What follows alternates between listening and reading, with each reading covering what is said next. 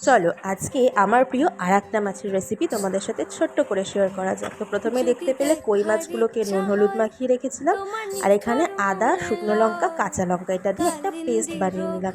আর আজকে আমাদের ছুটি ছিল, বুধবার।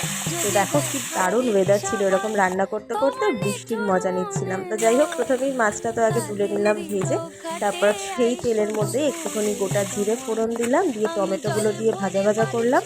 তার মধ্যে একটু চিনি দিয়ে দিয়েছিলাম, আর এই যে বেটে রাখা যে মশলাটা ছিল সেটা, তার সাথে একটু হলুদ গুঁড়ো আর লঙ্কার গুঁড়ো। হ্যাঁ, বলতে ভুলে গেছি, ওই আদা বাটাটার মধ্যে আমি একটু জিরের গুঁড়োও অ্যাড করে নিয়েছিলাম। আর দিয়ে ভালো করে মশলাটা ঢেকে ঢেকে ঢেকে ঢেকে রান্না করছিলাম, সামান্য জল দিয়ে এটাকে ভালো করে কষিয়ে এবার ঝোলের জন্য জল দিয়ে দিলাম। দিয়ে জলটা মানে একটু শুকিয়ে গেলে মাছগুলো দিয়ে দেবো, দিয়ে দেখবে গ্রেভি গ্রেভি রেডি হয়ে যাবে। তো ভিডিওটা ভালো লাগলে একটা লাইক করে দিও, আর এরকম আরও ভিডিও পাওয়ার জন্য প্লিজ চ্যানেলটিকে সাবস্ক্রাইব করে দিও।